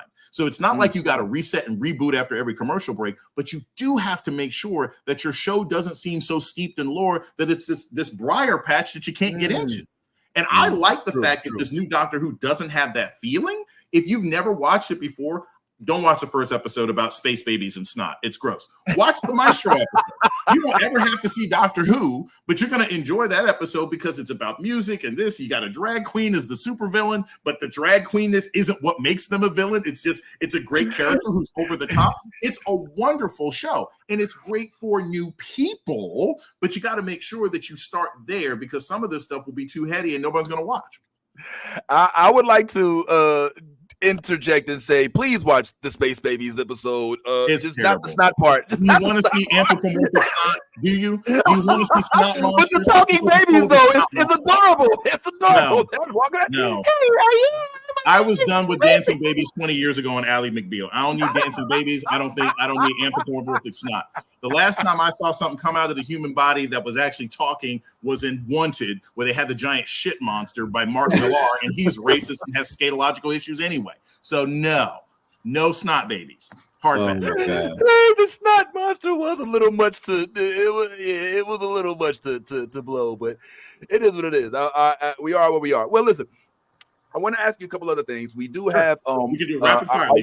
Are you into GOT of the game, because the House of Dragon is resurfacing? I'm not sure if that's something that you do or not. Now, I'm not gonna lie. There's a lot of mixed feelings about the whole Game of Thrones, especially after the final season of the actual Game of Thrones. Yeah. As it went into the to the House of Dragon, what were your thoughts if you got a chance to check it out? We didn't get a chance. Yeah. It's amazing. It's horrible. It's a horrible show. I hate every aspect of it. It is garbage. It is hot, flaming Cheeto garbage. I couldn't even finish the first season of House of Dragons. It was House of Pain. It was miserable. I wanted to jump around and jump away from the television. First off, they thought, hey, let's fix the fact that in 8 seasons of Game of Thrones, we only had 2 black people talk. And the only black man we had was a eunuch. What does that tell you? And the only black people we had was a biracial woman who was sexually abused by white men all throughout the show. And the moment you link her up with somebody, he is a eunuch. It was a violently racist show. I enjoyed it. I thought the action was fantastic, but the presentation of people of color, including this godlike white woman who all these brown people worship, and you only had one other black man speak who was like a pimp and a monster or something else like that. It was terrible. It was absolutely terrible. I have the only 2 black characters on House of Thrones. And don't tell me about these new people who they brought in House of Dragons, because they killed all the black people after the first show. They had the queer son who gets killed. They have the one woman, well, I've given birth to this white man's baby, and now I want to die. This is the most racist garbage. Remember, these are the same guys who, when they finished Game of Thrones, they wanted to make a show called Confederate because of all the alternative Harry Tuttledove histories that you can think of, that reversing the victor of the Civil War is the only thing you can think about. Garbage, hot garbage. I cannot stand this show with a passion. And there's a lot of things I'll watch and tolerate, but Game of Thrones, after what they did at the end of that show, House of Trash, Trizash. Well, we'll skip past the little segment. I can't. I don't like the show. I don't like the show. Tell me I'm wrong. Tell me this show is not one of the worst depictions. We are beyond the point where we should be having these kinds of depictions of black folks. And it's so disingenuous. It's so clearly just threw these black and brown people in to satisfy what they thought was going to be some sort of virtue signaling progressive dream. But none of these characters have any real agency. It's deeply, deeply, deeply offensive to me. And I expect better. I would argue that one of them had agency. Jason, you said you didn't finish the season, right? But these black people in this particular show, House of Dragons, they're not like that. They especially the one to the far left, the brother, him. Yeah, he don't play no games with nobody, and he's very outright with he's very vocal. He said, they got some kids, they got some relationships, and he's like, look, that ain't our babies. Yep. Yo, like they I'll give it to you short. I'll give it to you short. All right. So there in this, there is a relationship where one of the women who is supposed to be part of that family, winds up having a baby with a white man. She tries to pass it off as though it's what was their last name? Valerian. Valerian. So she tries to pass it off as a Valerian, so that but the kids are clearly white kids. Yes. Everybody is breezing past the fact that these are clearly white, except for the uncle. It's the brother. I mean, he's the uncle. I saw that scene. Scene. So when it comes down to, the them not being, put, because Valerians are so-called the richest most. They have the most incredible fleet, or the strongest fleet at that time. So they're not necessarily portrayed as in a negative light. I would say. Now the father married into the Targaryen household. I forget. It's been a while, so I don't remember everybody's name. But he married into the Targaryen family. But he's still a Valyrian. He's still is the one that runs all the fleets and everything like that. But I didn't really see now maybe from the woman aspect, I see what you're saying. Yeah, she wanted to. I don't think she wanted to die. I think that it was either choose the baby or her. It was either and he chose the baby. I think if I remember correctly, Nolly didn't the wife die in childbirth? Mm-hmm. Yeah, he chose. They gave the Targaryen the choice to choose the baby or the wife, and he chose the baby. Yeah. But doesn't the woman go in front of and look? Like I said, I didn't finish. I think I caught a couple other sort of later scenes. I saw when the uncle gave the big DMX speech, "The kid ain't yours," and everybody know, right? Like I saw that. Right? I saw that he knew that nobody fell for this. There was a scene like later on with a woman, like she just stands in front of the dragon and gets herself burnt. And I'm sorry, I'm tired of seeing black bodies destroyed and marginalized and used as playthings to further plots for white main characters. Like and that to me, you didn't see a lot of that in the previous Game of Thrones. Like I said at the very beginning when we were talking, I would rather watch Friends that has an authentic presentation of this group of people than bad depictions of black folks, and I hate Friends, right? So, I can watch a Game of Thrones where you have almost no black people, but it was an interesting plot and it was engaging and it has fantastic memes. I'd rather that than presentations of people of color that I think feel ancillary to white characters, that feel like they're just addendums there. And that's what bugs me. Any presentation of black and brown folk where we are not presented as, fully fleshed out characters, even if we aren't the primary characters, that tends to make me frown. That tends to make me not really want to watch the show. And as a consumer that has way too many choices between all the different streamers and television and everything else like that, they got to bring me in. I ain't going to give them my time, my energy, my eyeballs to HBO Max if they can't show me something that's going to make me happy, make me feel like I'm connected to the character. I know that's right. Well, listen, as you said, there's a lot of things to watch and there's a lot of different options. I was curious.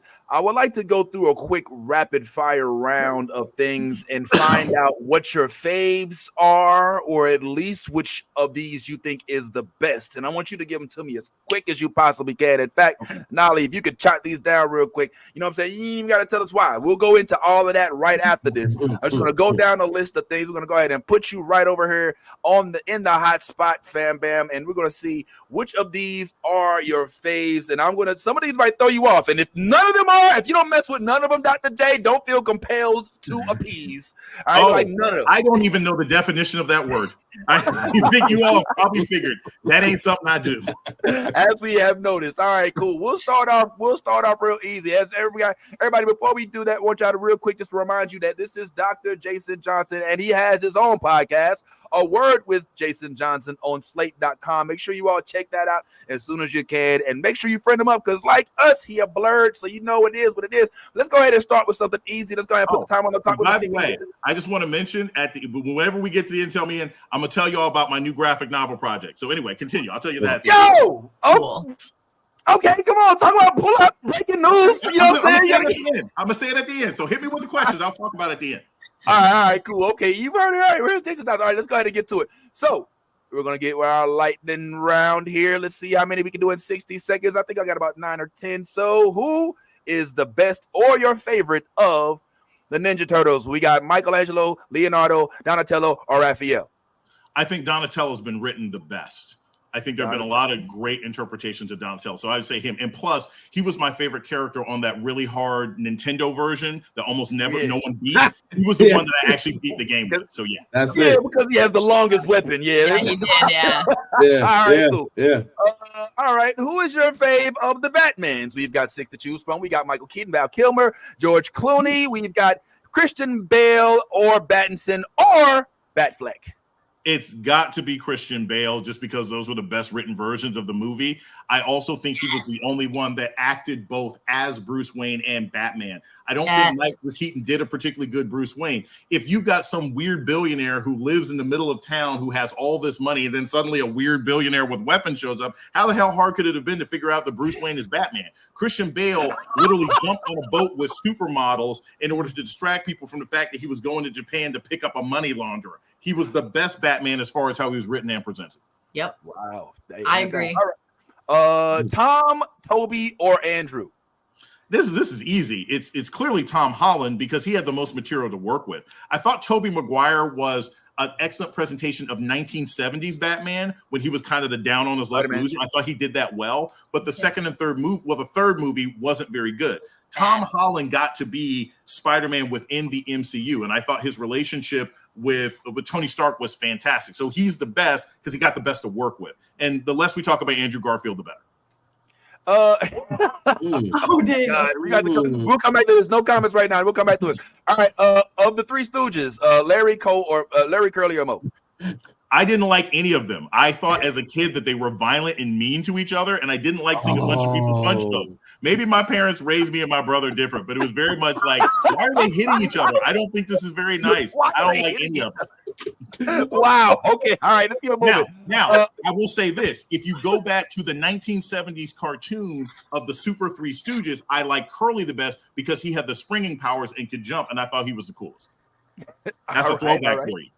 Yeah, deep cut of the X-Men, the core. We know there's a million of them, but let's go with the core. We talking Storm, Wolverine, Rogue, Morph, Cyclops, Gambit, Jubilee, or Beast? Of that core, I think the most interesting is Wolverine. I like the way he has been written more ways. I feel like Storm has very rarely gotten the attention that she deserves. And even when we've had the individual Storm comics, I still don't think I know enough about her. Reginald Hudlin tried. Saladin Ahmed tried. I don't think we've gotten enough about Storm. Morph only existed in the cartoon. Beast, I think he's best when he's with Wonder Man and they're doing the buddy comic thing. Jubilee always got on my nerves. Cyclops was redeemed in X-Men 97, but basically he's still a cop, and I'm not really messing with him like that. My favorite X-Men had always really been Bishop, when Bishop was written well, especially when he was in that alternative universe for a while, but they don't give him enough time and energy. That's true. Yo, we got to get him head to head with Omar. Listen to you hear all that Cyclops slander? Yo, he would not say that. All right. Of the two versions, I know you watched X-Men 97. Are we feeling the traditional Storm, or are we feeling the Mohawk Storm more? What say you, Mr. Dr. Jason Johnson? I always thought traditional Storm was better. I look back, and yes, there are different cultures in Central Africa. I mean, she's Kenyan. There are different cultures that actually had sort of Mohawks, but I found traditional Storm to be more interesting. She seemed much more of a person out of place, and I always thought that presentation of Storm was better. If you think that most of the X-Men came into this game as teenagers, Storm came into this game as like probably 21, 22 years old. She had been living as a goddess in Central Kenya for a long, long time. And so she is other in a way that the other X-Men aren't. And I thought that hair was more reflection of like, hey, this is where I am, blah, blah, blah, as opposed to throwing on a Mohawk was really just sort of 80s fan service for white people who didn't understand it. Moving on to Star Trek. I don't even know if you do Star Trek. We got to talk about that later. But Star Wars. Trek. Oh, dang, I should have put that on here. But right now, we'll stick with the one we talked about. Star Wars, there are 9 to choose from. Episode 1 through 9, which is your fave or which is the best? Oh, the only one that counts, which is Empire Strikes Back. If you look at all 9, there's really only 2 great movies, 1 good movie, and the rest aren't very impressive. None of the prequels are any good. The 3 movies that they made afterwards are completely uneven. And again, it is a just massive underuse of Finn. Jedi was good. Empire Strikes Back was the best. And Star Wars it's an American fairy tale at this point. You can't say anything negative about Star Wars. It's really that good of a movie. I'm the kind of person who has the originals on VHS, but you can't do better than Lando Calrissian as an intergalactic smuggler who then becomes a mayor. It's almost this allegory of so many different mayors going from the 70s and the 80s post-civil rights movement in the United States, not to mention the escape from the Battle of Hoth. It's one of the top 3 action scenes in all of American history, besides the car chase in The Matrix 2 and the space battle in Independence Day. And it's the Cloud City for me. And let's not, hey, you left off Playboy for Lando, because and that counts for everybody. Anybody could get it. Like, this is a true pan. Like, if you watch the actual Solo movie, you know that Donald Glover let him know we is a whole pan. All right, man. That should have been a Lando movie. It could. Only got a project. You heard about that? There's a project coming out. They've been talking about that for 3 years. When I see it, I see it. There is an Ocean's 11 movie to be made with Lando Calrissian as the lead.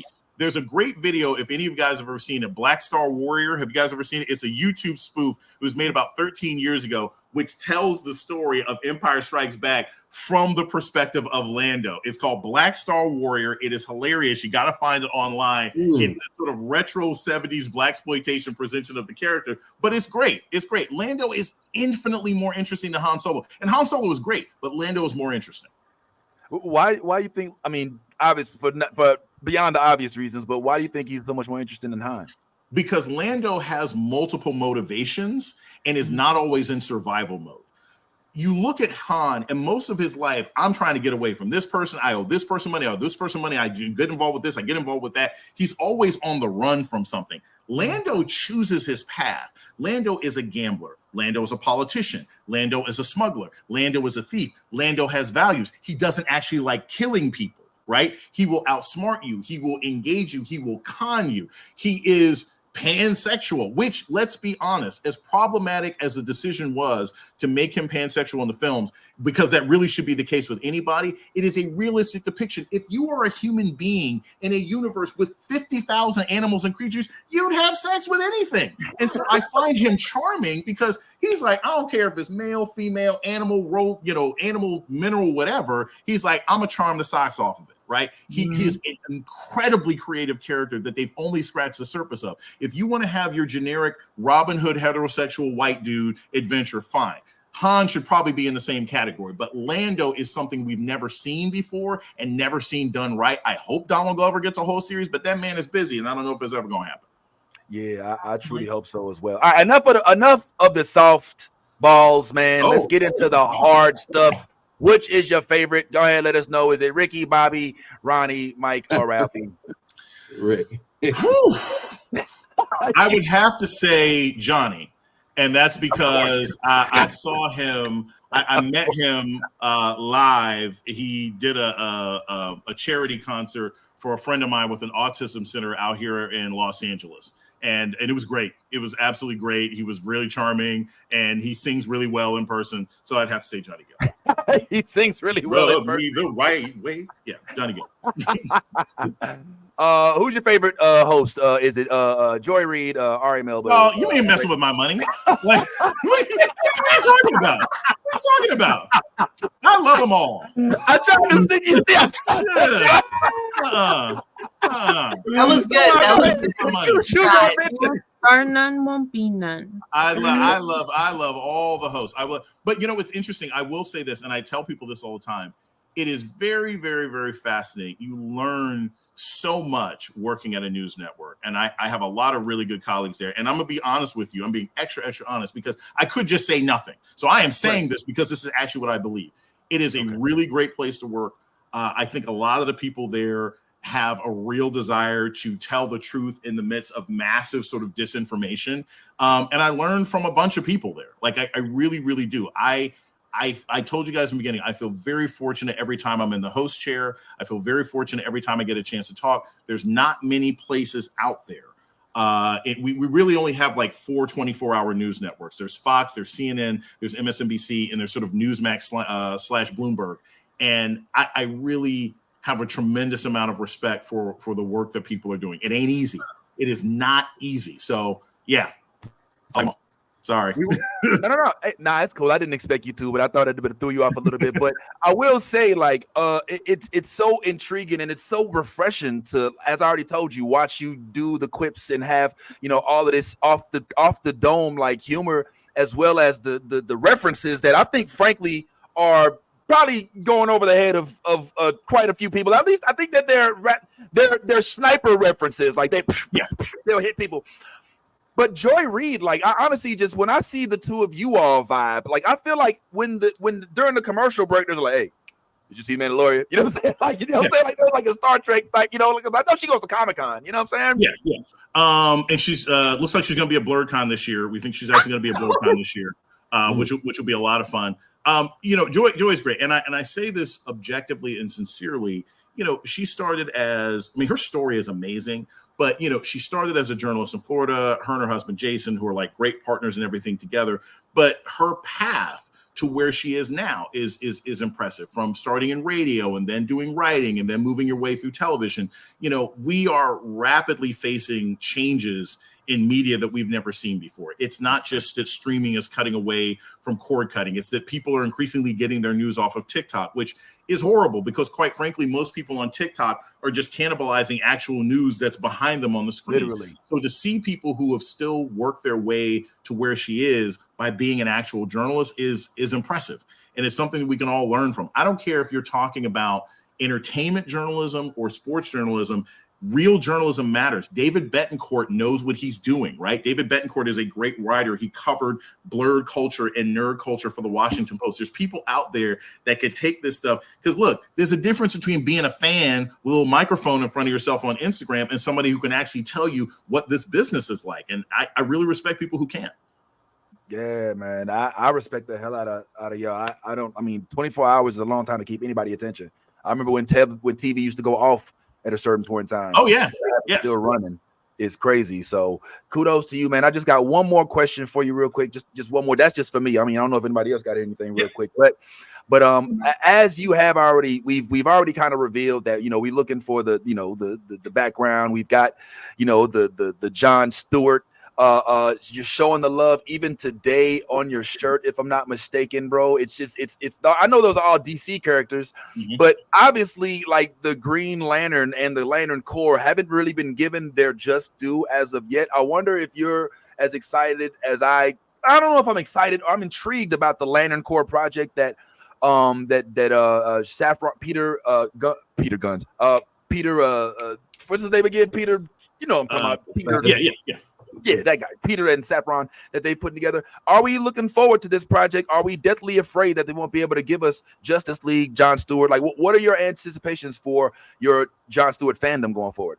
I'm really open-minded because I think you can do a lot of interpretations of these characters. I just want the interpretation to be good. I find, I think it's John Mosley. Yeah, I think it's John Mosley, who did a really great sort of history of Black DC characters, and he started with like Black Lightning in the 70s, and he talked about this whole, I mean, it's a really, really, really good series. I think can't remember exactly what the name of it is.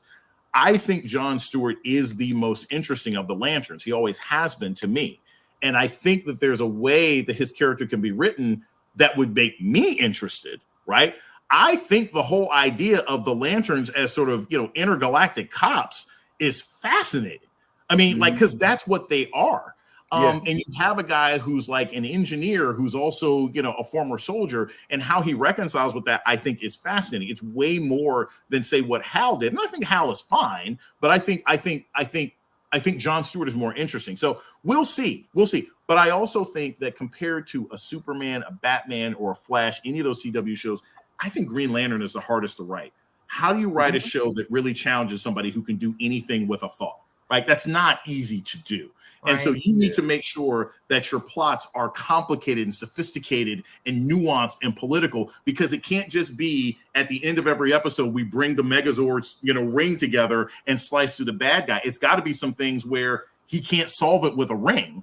And that requires a lot of writing.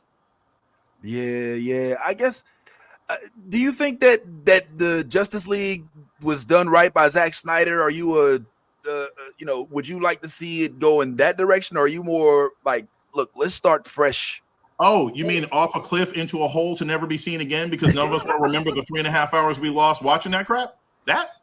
I guess. No, those movies were terrible. And when we found out what Josh Whedon was doing to Cyborg behind the scenes, those movies got even less tolerable to watch. Look, I think making a Justice League movie is complicated. I'm not a film writer. I'm not a film director. These things are very difficult to do.